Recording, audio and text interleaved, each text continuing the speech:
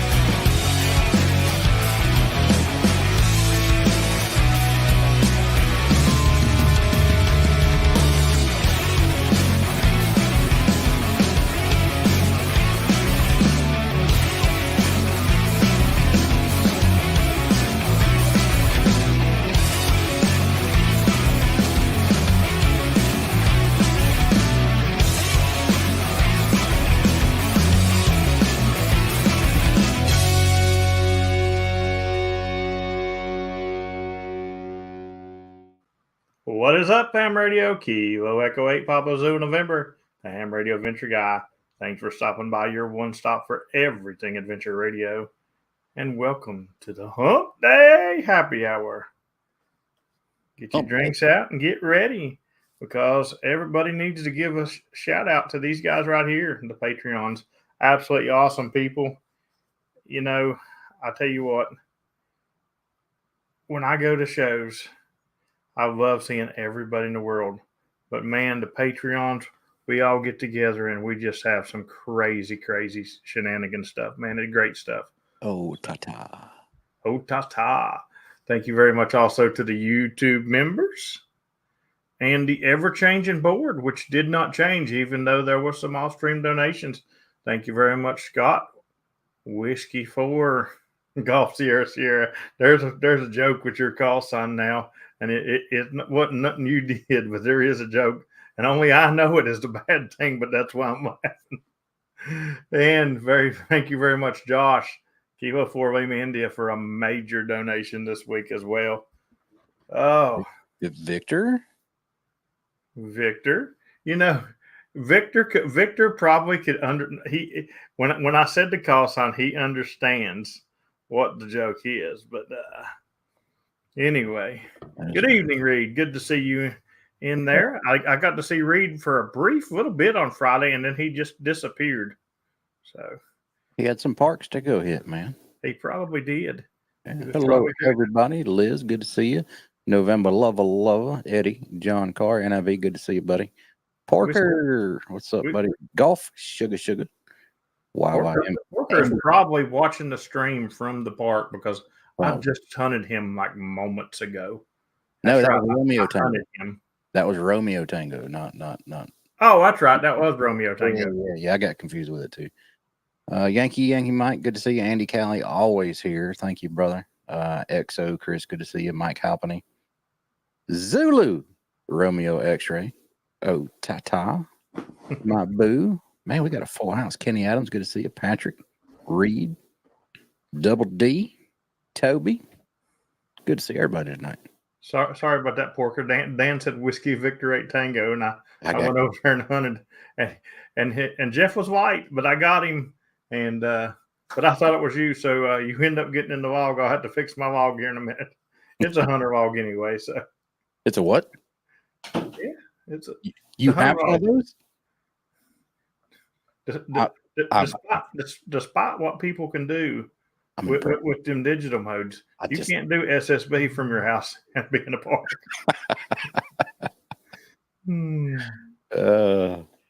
Porker said he tried calling you earlier, park to park, but the bands have been just on fire. Yeah, on fire, a dumpster fire. That is fire.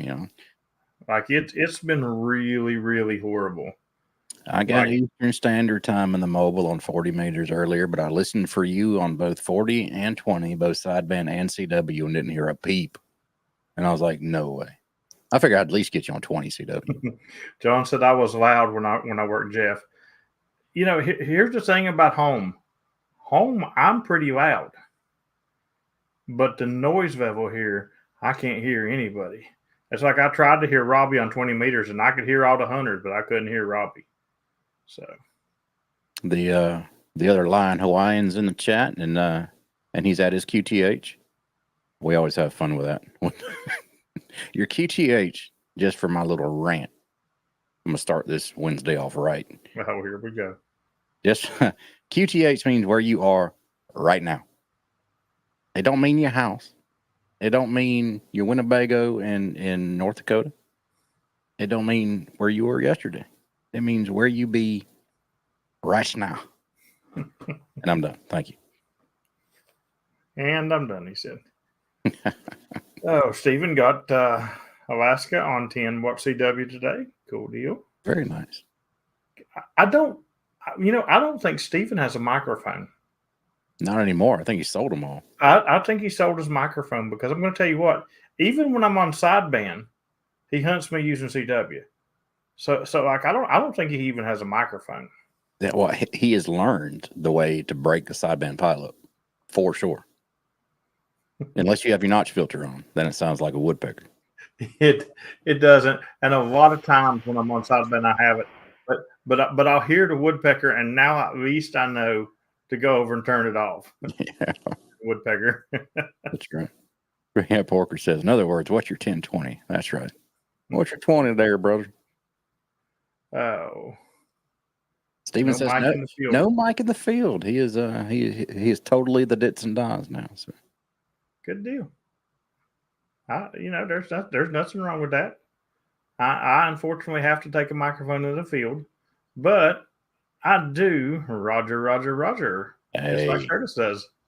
I got something to talk about that guy right there. Roger. Congratulations, Roger, on your first satellite QSO with Eric. You sounded like a seasoned veteran. It was awesome, dude. Good job. That's awesome stuff, man. I'm really, really trying to get into that and stuff. It's just I got to remember to take it with me to parks because every time I want to do it, or every time there's a good pass or something, I'm in a park. So I'm going to remember to take it with me. I have never once done a satellite QSO. I've talked with astronauts on the ISS before, back in the late 90s when I was big into VHF and stuff like that. But I don't consider that a satellite QSO. But so I don't really know what a good satellite QSO operator sounds like. But from just hearing the conversation, it sounded like he's done it 1,000 times before. His first contacts. So I hate to interrupt you, but PP Man just said in the house, and I'm glad he's in the house because we're going to talk about him really quick, Dan.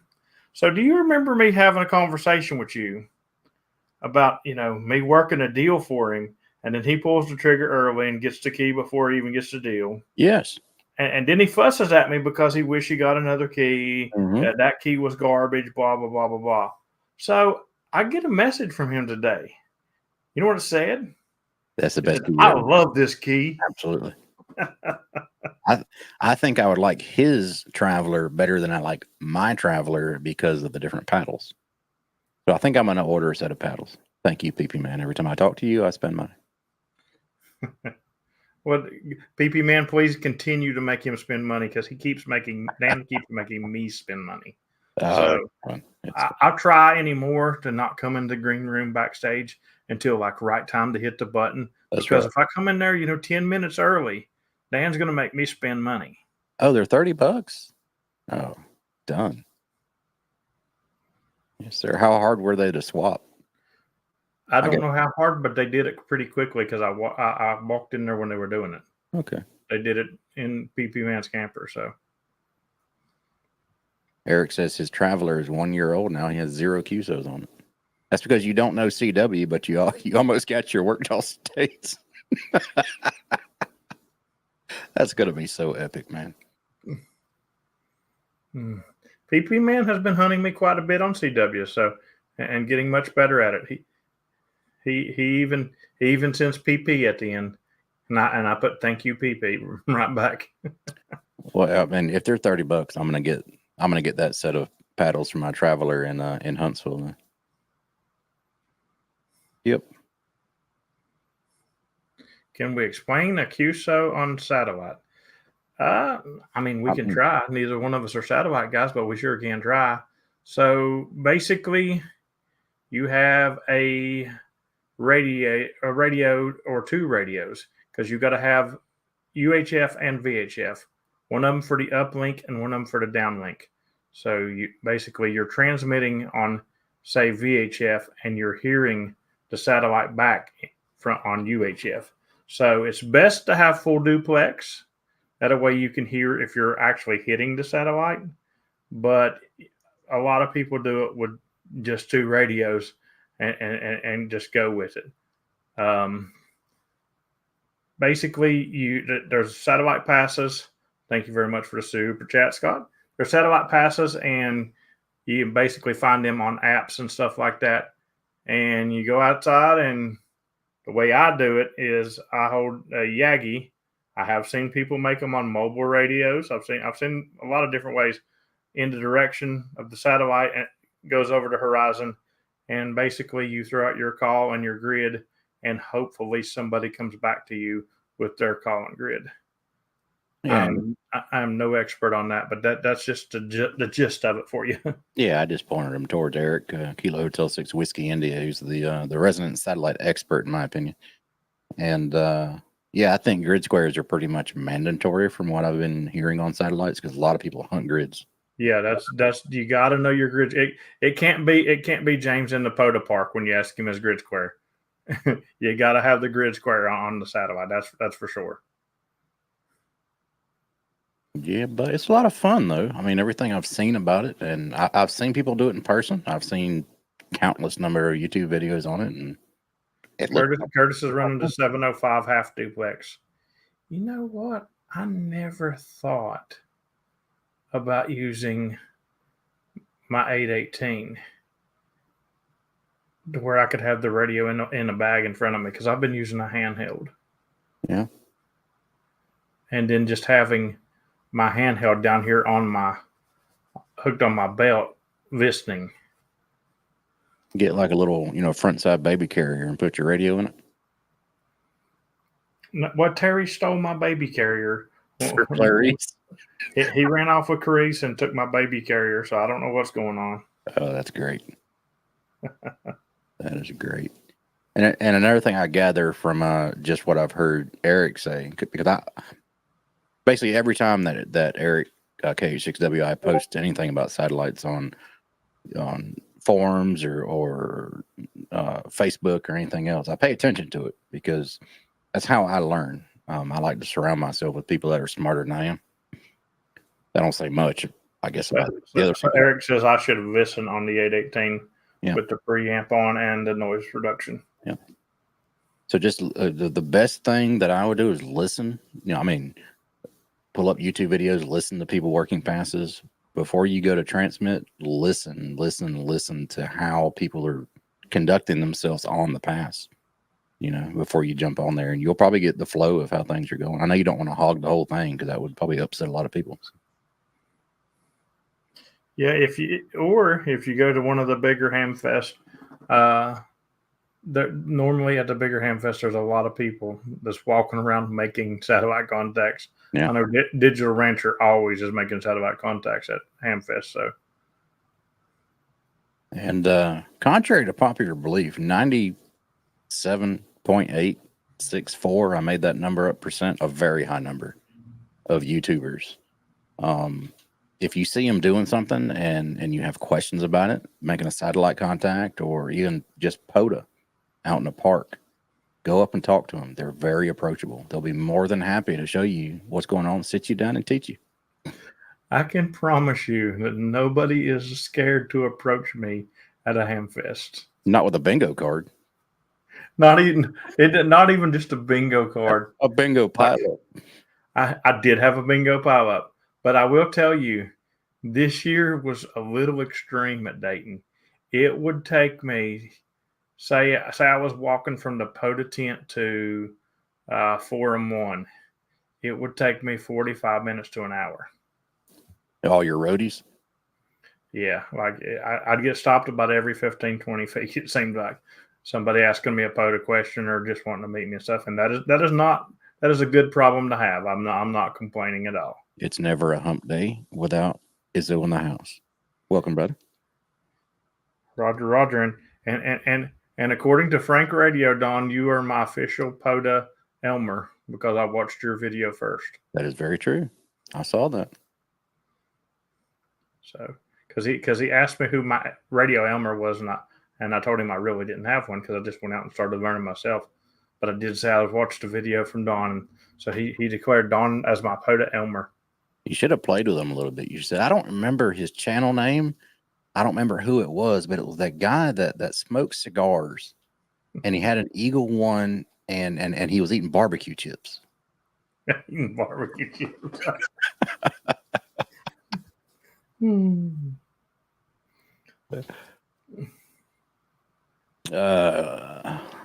Dayton next year for me. Yep. You know, from what I heard, they set a record on Saturday for attendance. Nice. So Ham Radio's dead, y'all. Yeah, Ham Radio's dead. Right. And you know, it's quite funny because I got some videos coming out from some information that I got while I was up there in Dayton. It's going to be quite interesting for people as well. I'm not going to let that cat out of the bag, though. Got some stuff coming up at Huntsville. We need to kind of keep hush hush too before it happens. So. I have some stuff at Huntsville that I'm keeping hush hush. You just don't know about it yet. Oh, okay. Well, hush hush. It's really hush hush because if I've got some stuff coming up in Huntsville, and I don't even know about it. We're going to do a 30-op activation. Oh, well, let's make sure that nobody accidentally puts somebody's call sign wrong in the POTA spots. Yeah. I'm not the spots, but in the comments. That is very true.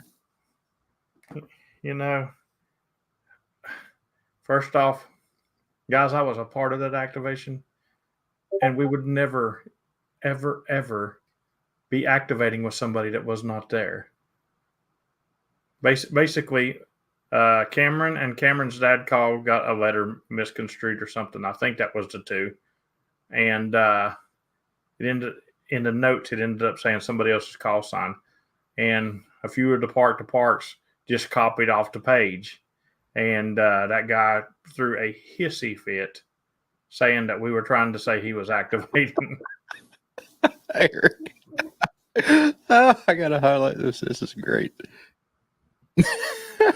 What did that remind me of? Last year at Dayton, somebody said, "Oh man, shoot, everybody's gonna be in Dayton. I can get my work to all states real easy from the campground." It's not the way this works, buddy.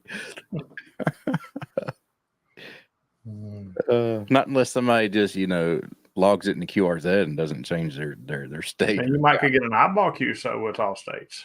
Oh, that's funny. Especially this year, because Jeremy from Alaska was there. Jeremy and a couple of his buddies from Alaska.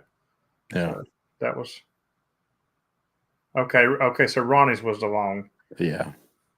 Instead of people were logging Kilo Oscar 4 Zulu Romeo Zulu instead of Zulu Romeo X-ray.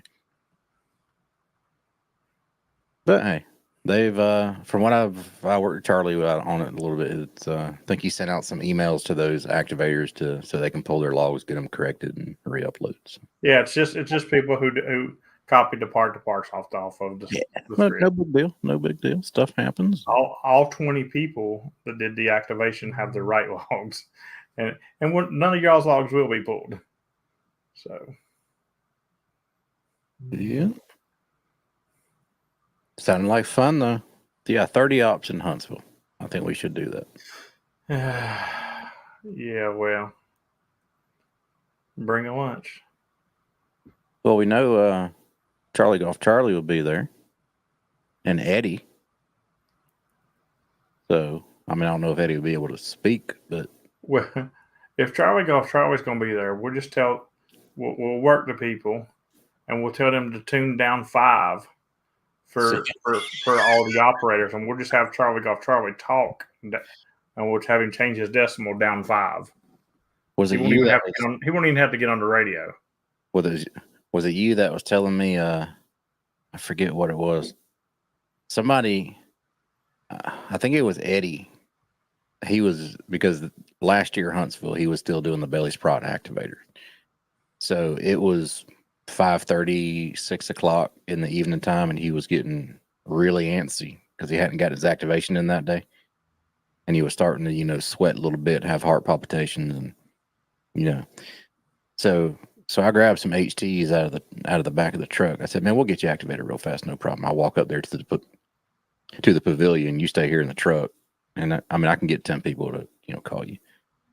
And I got Kyle and I think K Murder, Jason 2.0, a whole bunch of people to go ahead and get him his activation and handed it to Charlie Golf Charlie, and he talked into it. And I got back to the truck, and Eddie said, when Chris called me on 2 meters, I could feel the whole radio vibrating in my hand. I'll tell you what, in Dayton, so I already had activated the night before, so I was activated for today, and then let's see, when was it? Was it Friday? Yeah, Friday we went to the show, then we went and got something to eat and stuff, and we were on our way back to do the 20 up, but we were doing the 20 up for late shift, and Viz messages me, it's probably 25 till, and she's still, because Viz is still trying to get me every day except Sundays. And she's like, I still got to get you for today. And I was like, no problem. So at about 10 till when I hit the gate, and now mind you, Discord had their own call-in frequency on 2 meters. About 10 minutes till I hit the gate, I said, CQ Poda, CQ Poda. As soon as I hit the gate, by the time I pulled into my campground, 18 calls and I was done. Yeah, it's crazy. Just on 2 meters. Actually, I thought I spotted it, but it never went through. So that was just on Discord people that was in the campground, because I wasn't on 5.2. I was on 5.50. We should do that. So Mike just said, basically I'm a one-upper and he wants to do 40 ops next year in Dayton. Okay, so 2025 Dayton. Let's go ahead and throw this out there. And y'all need to remind me, because I'm not going to remember. I said this on a stream back a week after Dayton. But 2025 Dayton, I think we should advertise and say, hey, if you're POTA, if you'd like to do POTA, be here at this time. And let's just see. I mean, the 20 up, I guess the 20 up that you just did probably set the POTA record. I'm not sure what that would be, but I wouldn't be surprised. But let's just see how many operators we can get on one activation next year in Dayton. I bet if we put flyers out there and stuff that'd be here at this time for a humongous POTA activation, we'd probably get 50. Wouldn't that be something? I want to be activator number 33. Yep. And if we get 50, just so everybody knows now, and again, remind me of this because I'll forget. PP Man is going to do everybody's logs for them.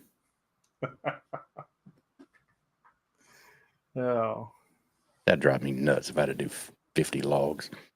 I did pretty much everybody's for the 20. I didn't log it, but I received a log and I sent them all out. I'm sure we get 25 plus pretty damn easy. Yeah, it was kind of easy because I sent one log to Viz and she took care of all her kids and Andy and Uncle Mikey, and then I sent one log to Cameron and his dad. So it wasn't as bad as. Yeah. That'd be a fun thing to do. Just see how many POTA people we can get out there. If we get people out there that would be their very first POTA activation too, that would be excellent. That would be so awesome. I wouldn't really want somebody to do their first POTA activation that way. I'd still it's a little bit of chaos. Just a tad. Yeah. It's a little bit of chaos. We would need like let's see, 50 people. We would need 25 mic splitters and 50 microphones. I wonder how many you can run in parallel like that before the audio just starts to get all messed up. I don't know. The most we have ran up to date that I know of is 4 microphones. A little like the deli counter lined up around the corner. That's right. Anyway, that's my goal for Dayton 2025. Yeah. Yeah. Bring your own mic. That'll be great. I'm gonna be setting up in a tree somewhere. Then you'll have somebody call in, park to park, and say, could you repeat the 30-second operator's call sign, please? I got everybody set number 32, and everybody's looking around going, were you 32 or me? Yeah, we'd have to have numbers like at the DMV. Yeah. See, there was really no order for numbers there for the 20 because we had, I had the kids running a mic, so different kids were on a mic every so many calls and stuff. So I ran the first 20 or 30 calls, but other than that, we had kids on the mic pretty much the whole time. And if nobody here has heard those kids run a pileup before, it is, I would say, a sight to hear, but that makes no sense. You have to hear it. They do a very, very good job.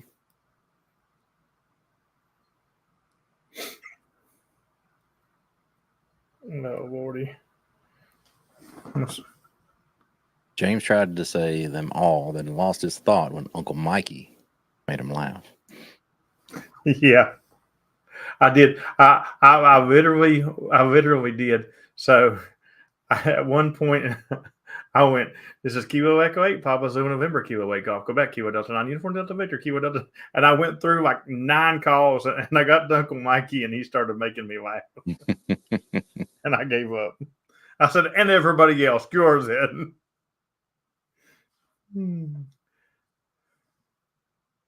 I just say, if we get like 30, just let Charlie Golf Charlie run the pileup. Yeah. Right here. Yes, sir. We'll just let that set in there. James made it a point that I do one QSO QRO. And yeah, I'm not. But I will come to your defense because I love you. It wasn't your radio. You had no control over the power. So it does not count against your all QRP activation 24. Wait. I will say, my opinion. And I have objection, Your Honor. So I told him he had to do one QRO in that activation in order for me to sell him what he wanted to buy. Okay. He threw that QSO out and they heard him. Yeah. And not only did they hear him, he got excited about them hearing him. And he proceeded to do 7 or 8, maybe 10 QSOs after that. Did he wear nitrile gloves and go take a shower after? No, he did not. He basked in the QRO. I like this. Next year, PP, you can go to 6 squats and nobody will be mad at you. He said he was drunk. Oh Lord. Well, it'll be okay, PP. We'll see you in Huntsville, man. You can do some more down there.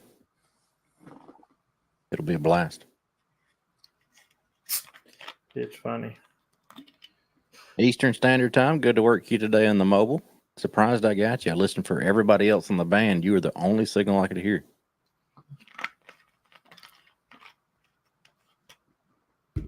It was rough out today.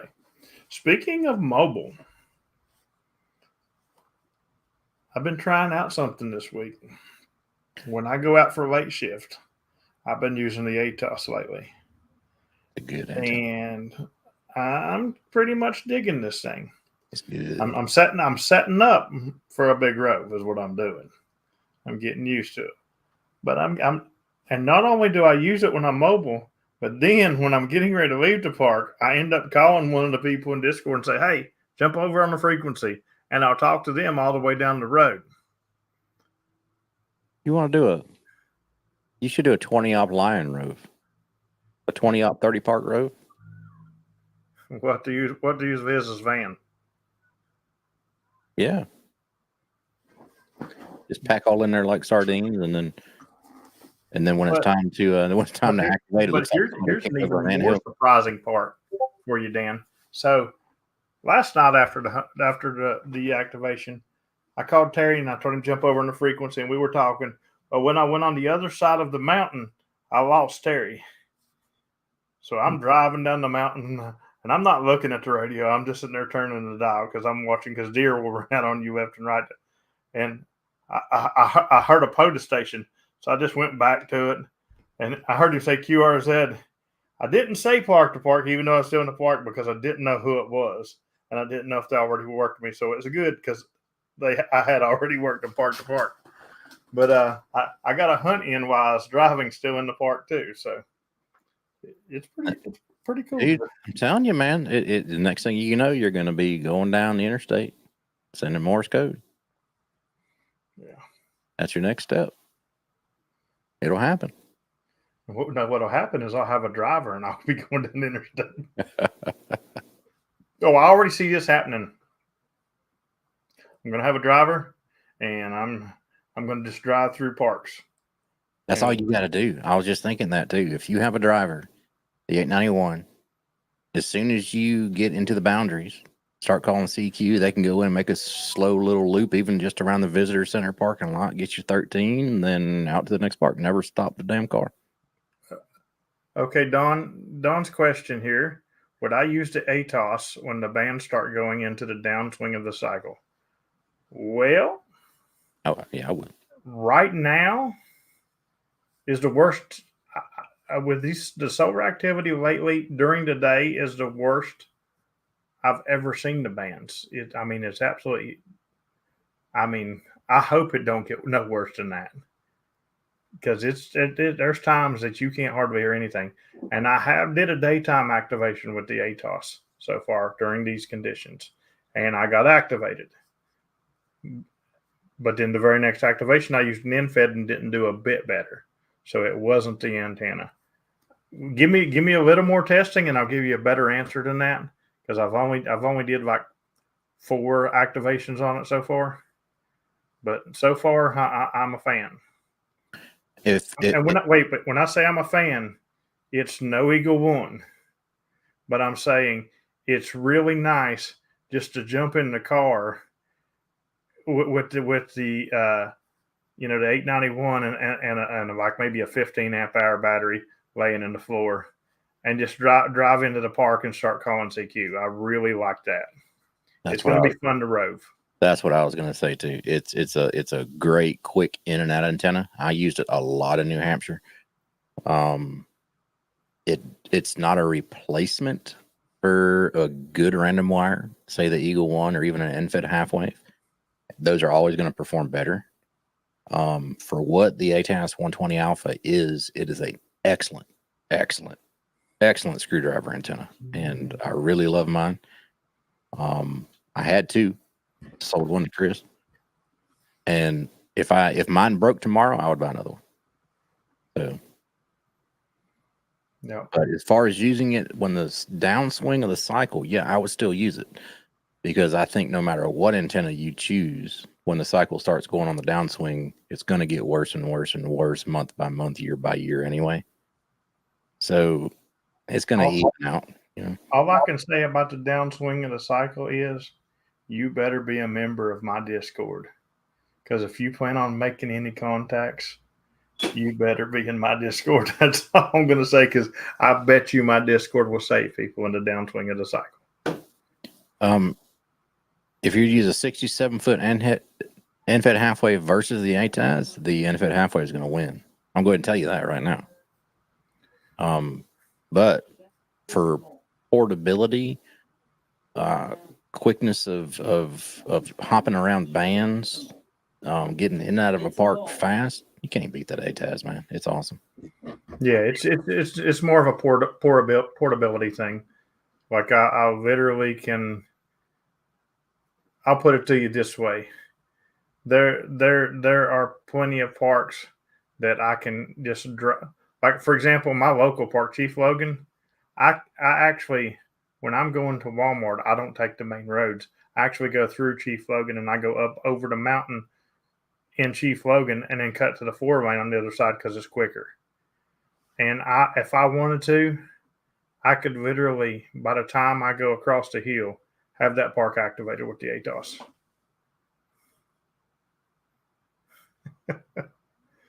But infeds are great, Don. Yeah, you ain't gonna compete with that. No. Although here lately, even the infeds are horrible. I went out the other day and I did infed halfway one activation. I did random wire to the next. 25 QSOs and is a good activation right now. I have an 891, and the ATAS is basically permanently in my truck all the time, and that's my mobile setup. Now I got my POTA set up with all my wire antennas and another 891 and everything else. If I go to a park, if I'm not planning on going to another park, like in a quick time frame, I won't even use my ATAS and 891 in the truck.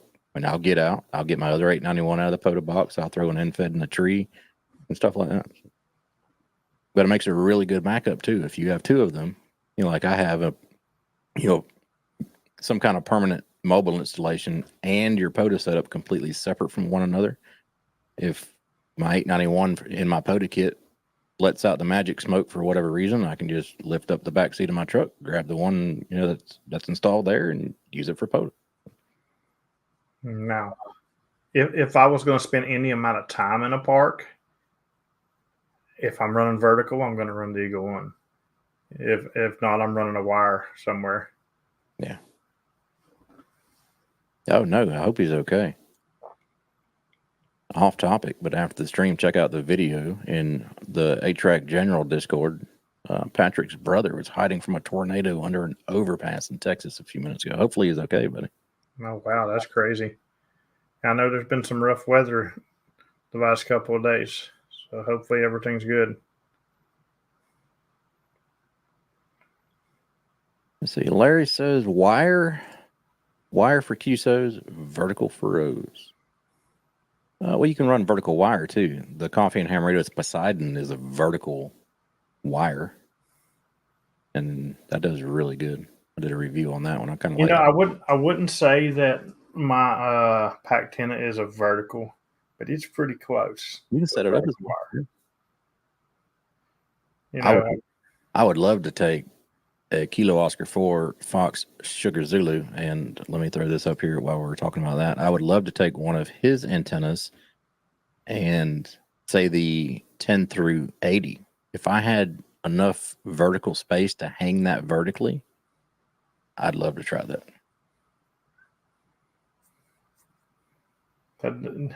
That's something you would do. You would throw an antenna that high in a tree. Yeah, it'll be 150, 60 something feet. Yeah. I can get it up there. I got the sack cannon.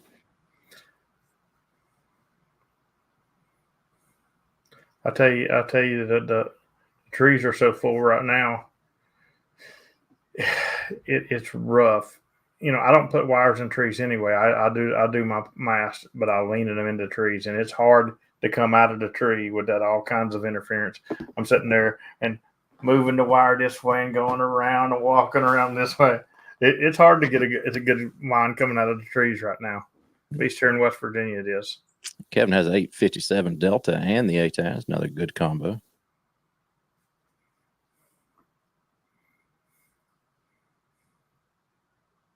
Pete used his ATAS all day coming back from South Carolina on Monday. Activated 2 parks, show where hunts along the way. And you're right, it'll never beat an infed halfway for the house. The only way you can get better than an ATAS for if you want to keep it mobile is to drag an infed down the interstate. And I don't think people behind you would probably appreciate that too much. Yeah. I mean, that's the thing. I say I'm a fan of it, but it's the mobile of it that I'm a fan of. Absolutely. It's not the, it's the mobile pull in, call CQ, and then leave. It's not set there for, even if I'm going to sit there for 30 minutes, I'm going to throw up an Eagle One. Yeah, for sure. But it's way better than the Hamstick. I will say that, Terry. But we're not allowed to use those words on YouTube. They'll demonetize you. What, Hamstick? Yes, that word. You went through all of Delaware with some of those, didn't you? Yeah. Yeah. And it was rough. Yeah. Luckily, I think Delaware, I needed like 3 or 4 parks total. So. But this is why I'm excited about it, because I got some Kentucky left to do. Yeah. And I'm planning something here in the near future to take care of that. So it's plus I got to cut. Even though I hate the bigger ones, I got to do a couple of them coming up too. So yeah, I mean the ATAS has not treated me bad, so I loved it. The only reason I had 2 of them is because I thought I had one go bad, but it didn't. It was my brain fart mistake that made it think it was a bad antenna when it was actually a blown fuse on the ground side of the power wire. That's just a different story. But Dawn, I'm driving with the Dawn. yeah. So I do take it off, like if I go in a store or when I get home and stuff. But I'm driving with it on. Mine's not permanently mounted on the vehicle. I have a hitch mount that comes out of the back, and it's got like a 1-inch square tubing, and it's straight out the back of the car like that. Give me a couple of minutes here. I'll find a picture of my install here, Don. I got one somewhere in my photos. Maybe. I mean, I know I do. I just got to find it. The short of it is I have a Diamondback tonneau cover, and I got an SO239 mounting right in the middle of it, so that gives a good ground plane. Yeah, Dan has a little better setup than most people because the way he's already set up. So it's somewhere. But mine, here's the kicker with mine. The way I have mine set up, technically, I could take mine with me with anybody who had a hitch in their car. Yeah. I could pull my receiver and take my ATOS with anybody. So that's a good kicker. You ever realize how many pictures you got when you go look back through them? Josh, I am going to make a video, and actually shout out to Josh.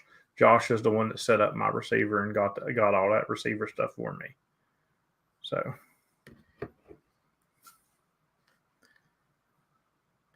and I did see Kyle in there. It was good to see you at Dayton as well. And I hear Kyle's got some really cool guests tomorrow on his stream, Dan. I heard that too. Yeah, somebody's going to be invading over there on anesthesiologist amitriptyline 0 zucchini stream. Amitriptyline. That's all I can think. All right, here we go. I can share this now. Here you go. Is O. Kyle Terry, Kilo 8 Golf Quebec, complained all weekend about not meeting you, but he's seen you like 50 million times. That's how I got mine. There is just in the center of my Diamondback cover, and that cover is aluminum, so it gives a really good ground plane there. And all the body panels of the truck are bonded anyway, so I've not had any complaints whatsoever. It's a really nice antenna. Yeah, I'll post like a short on how mine's set up and stuff like that. Give me a few days because I'm working on something for the interior, and it'll be even better then.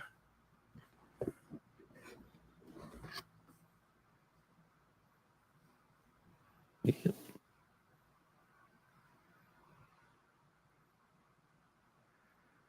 Kyle, did you spike the hamburgers in Dayton? He's asking for a friend. If you did, I didn't get any, Dan. Well, you wouldn't remember if you did or not. That's But what I did get was some angry Alfredo. First thing Kyle does when he gets to the Troll Pub, he walks all the way over to me and he looks. He said, "Yep, you got your pasta." Yeah, of course. And then later that evening, I was like, "Hey, man, you told me to set aside some time for you because you had a couple of things you want to talk to me at the Troll Pub." He said, "Yeah, I don't know what it was." Why is it the angry Alfredo? Is it spicy or what? It is spicy. Right. It is.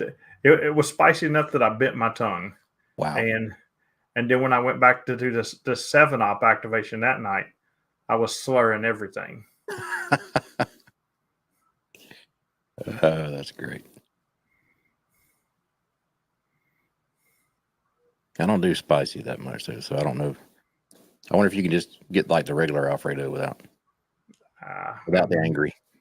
I have no idea, but it definitely was spicy. I like spicy stuff to a point. You know, I don't go to an Indian restaurant and get the hottest stuff. No, it's weird with me. Okay, because I mean I like spicy. My mouth likes spicy. Okay, my stomach not so much. So if I could just put it in my mouth and taste it, then spit it out, I'll be fine. You know. I got some cheese from the grocery store right before I left for Dayton, and I had one piece of it, and it was stick cut cheese too. It was habanero and jalapeno cheese. Ooh. And this morning I was eating eggs and bacon and toast. It went in the eggs. The cheese did. Yeah. And let me tell you, those were some spicy. There were some angry eggs. Some angry eggs right here. Is that kind of like an angry bird? It probably came from an angry bird. Yeah, Eric's right. Spicy in, spicy out. I mean, if you eat spicy enough stuff, man, just make sure you eat ice cream behind it.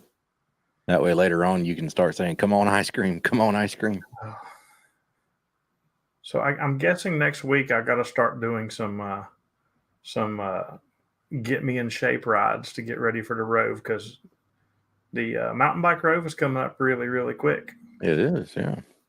And I guess I got to start getting in shape for that and getting everything I need. The only thing I'm really worried about, to be honest, I'm not worried about the mileage. I'm not worried about nothing but the band conditions, because it's a QRP activation. Dude, so you have an ATAS mount for your mountain bike. I don't know that I'd have a good ground for that. I will say you do need a good ground for the ATOS. You do. But when you stop and do your activations, you can just spread out radials or something. Yeah, well, you better put out a lot of radials, because I did try the ATOS at the house on a tripod with I only put out 3 radials, and it wouldn't even tune 40. I think when I did mine on a tripod as testing, I think I had to put out like 8 radials. Now I did make contacts on 20 with 3 radials just fine. But yeah, if I would have had more, the problem was the car was gone, and of course I've got a million radials and a carpet in the car. So Magic carpets are good. I still prefer, though. I mean, I've tested the Magic carpet with a couple different antennas, and I had good results. I mean, I'm not going to sit there and knock it. It did well, but I still prefer throwing a wire in a tree. I'll tell you one cool thing. You know, the original bike Rove consisted of taking the Spider Beam 7-meter pole, but I believe this one will go instead. Yes, whole lot smaller. Whole lot smaller.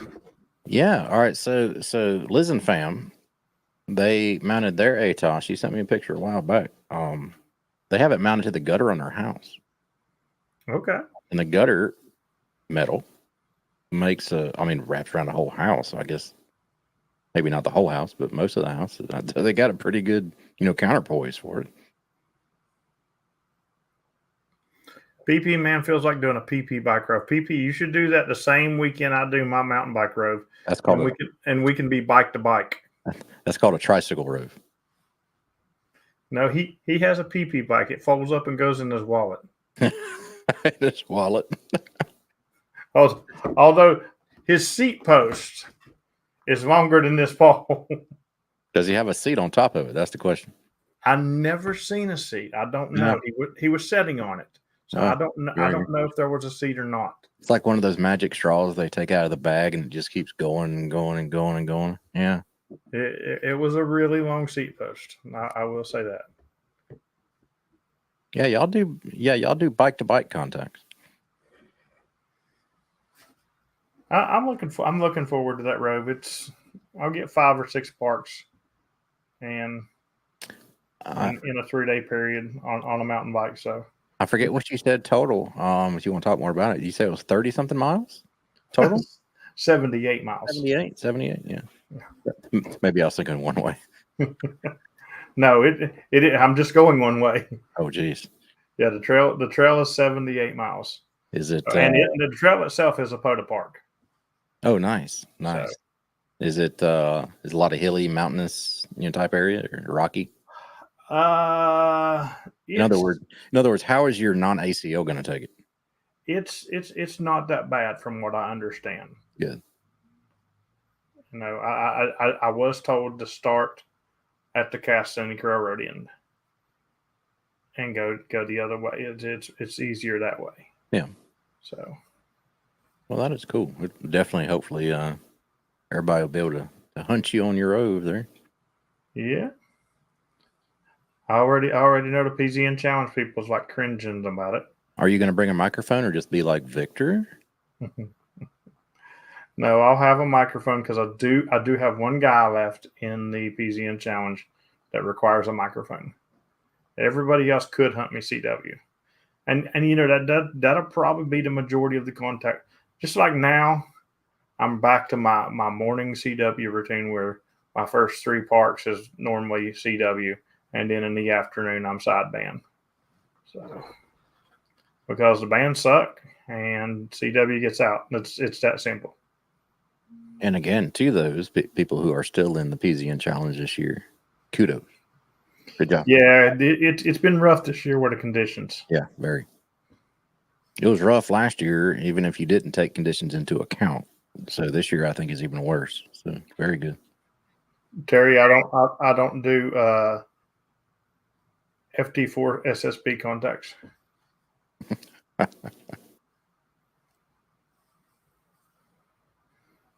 Although I'm wanting to start doing some RIDI. I keep saying it. Are you going to identify as Kilo Echo 8 Papa Zulu November Bike Mobile? Carlos says parachute. I tell you what, if James from New York is on the air, I will try to hunt him and be screaming over and over and over, bicycle mobile, QRP, bicycle mobile. There you go.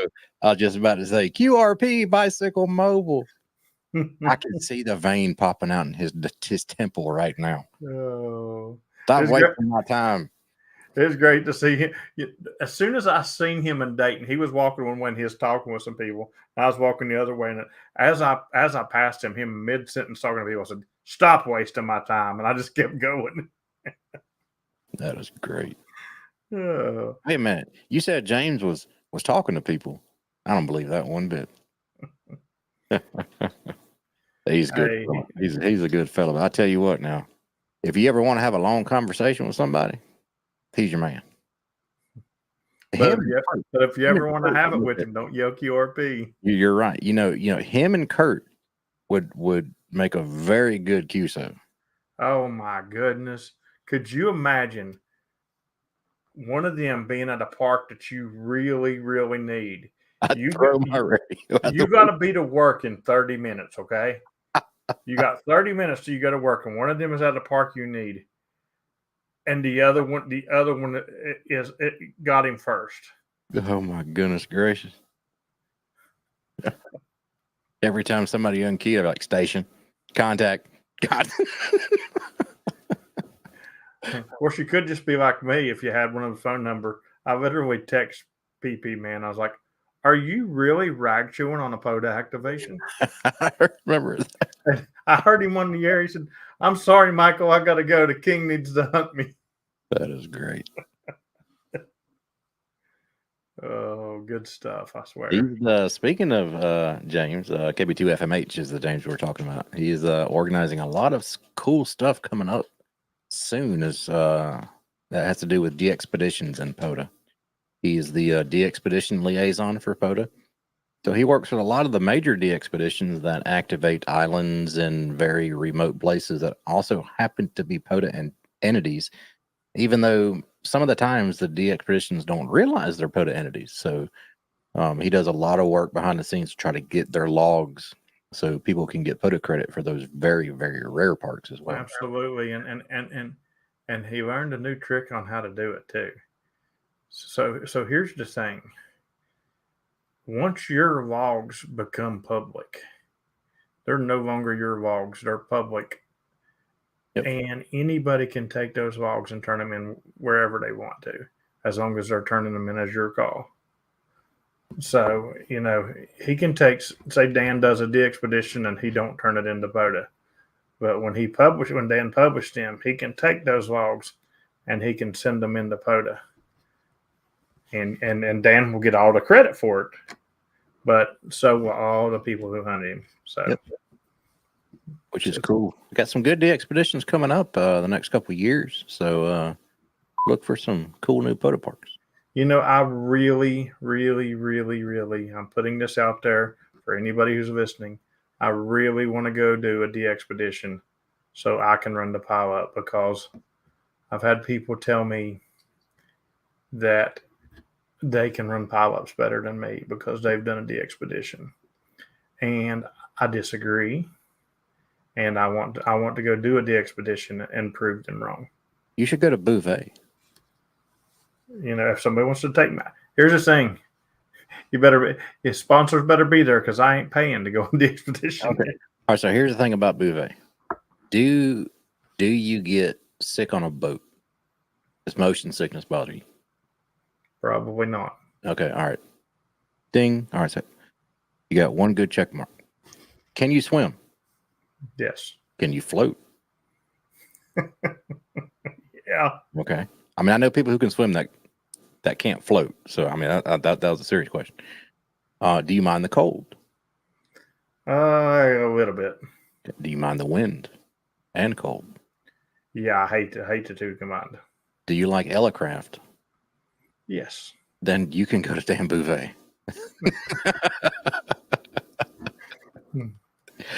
The wind and cold is not bad if I have the right gear. Yeah. But typically when I deal with wind and cold, it's in Florida, believe it or not. And it's 98 degrees the day before, and I'm dying. And the next day I'm at a park in shorts and a t-shirt, and all of a sudden it's only like 58, which is not cold at all. Feels like 20. But when it was 98 the day before and it dropped to 58, and all of a sudden the wind is blowing like 15 miles an hour, it is frigid. That was brutal. That was a brutal weekend. It was. And it's happened to me more than once. But the brisket made up for it. The brisket definitely made up for it. Absolutely. We're at the top of the hour. I didn't even get to talk about nothing that I'd planned on talking about, but it was a good stream and I had a good time. What you got coming up, Dan? Not a lot, man. Doing some stuff around the house. Going to get some late shift hunter contacts in. It is the new UTC day by 57 minutes. Hey, Brent, very good to see you in there. Oh, Hotel India 8 Delta. David, or he's in the States right now. November Kilo 4 Quebec just spotted on 20 meters over in California. Him and Annabelle over there. So go hunt him up. All right. So for me, I'm trying to get caught up from Dayton. Like I have tons of videos to work on. I have tons of stuff I need to do, equipment wise and stuff like that. But I'm putting out videos left and right. So make sure and check them out, and make sure and click the like button on them. And if you're not subscribed to this channel and you constantly watch this channel, how about you just hit that subscribe button? You know, I talked to somebody in Dayton who's like, I watch your stuff all the time. And I asked him, I said, are you subscribed? And I was like, I don't know. And they looked and they wasn't subscribed.